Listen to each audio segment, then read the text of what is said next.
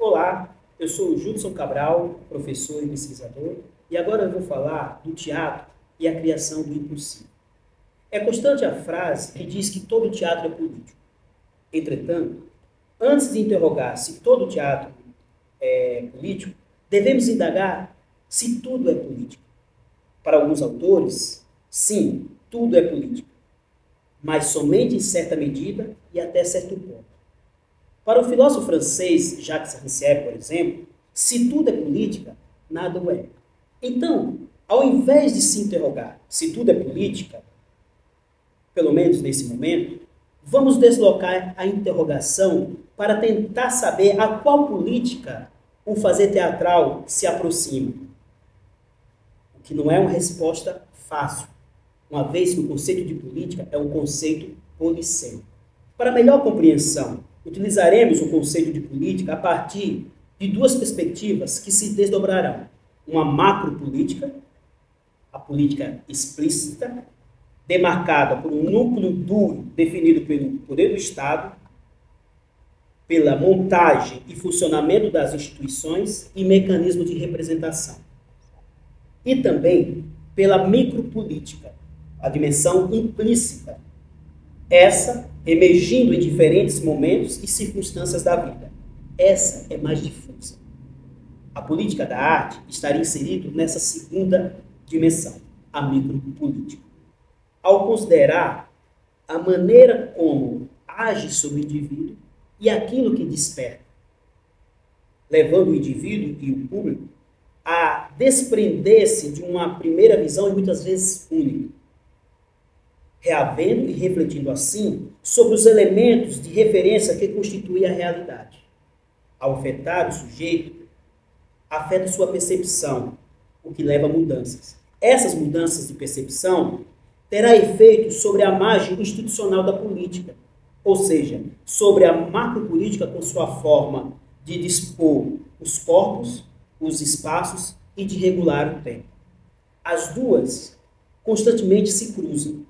Aliás, não podem ser pensadas independentes uma da outra.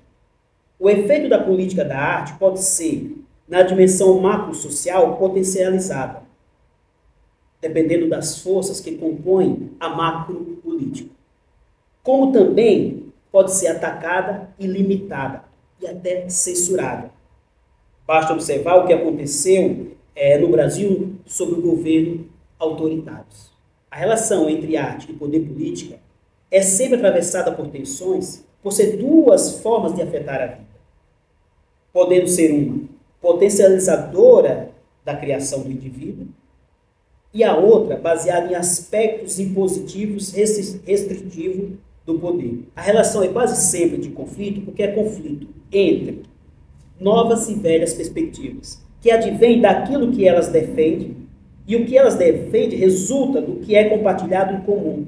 Portanto, do que surge da percepção, do desejo, do que querem instituir, preservar, conservar. Daí surge a possibilidade de pensarmos a relação entre arte e poder político sob o aspecto de uma arte, um teatro, que nutre a prática do impossível. Isto é, que se coloca em um trabalho de pesquisa que seja a abertura para as novas percepções e produções de realidades. Um exemplo é o próprio projeto do coletivo teatral Adigno, ao criar núcleos de pesquisas continuadas durante 7 meses, 4 dias por semana, totalizando mais de 50 artistas envolvidos.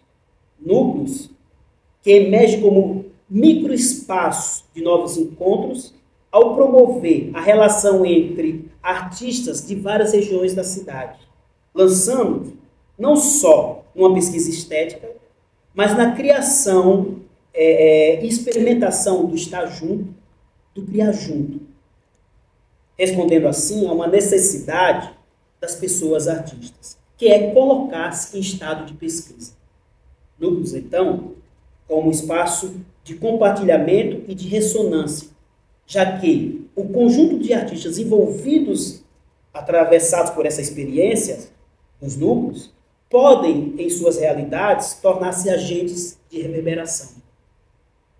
Uma arte, então, ligada à ideia de uma política do impossível, é uma arte que recusa o mínimo pensável, presente muitas vezes no pragmatismo político, na política do possível, no possibilismo político.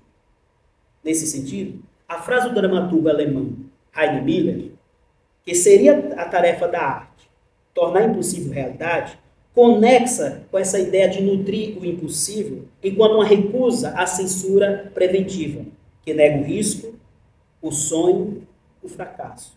No mundo do impossível, o ser humano é apenas prisioneiro do medo e da indiferença. Uma arte e uma política do impossível é uma arte e uma política atentos às energias transformadoras latentes da realidade. É uma arte, uma política comprometida em adiar o fim do mundo. É uma arte, uma política que recusa a ideia de que é mais fácil imaginar o fim do mundo do que o fim do capitalismo.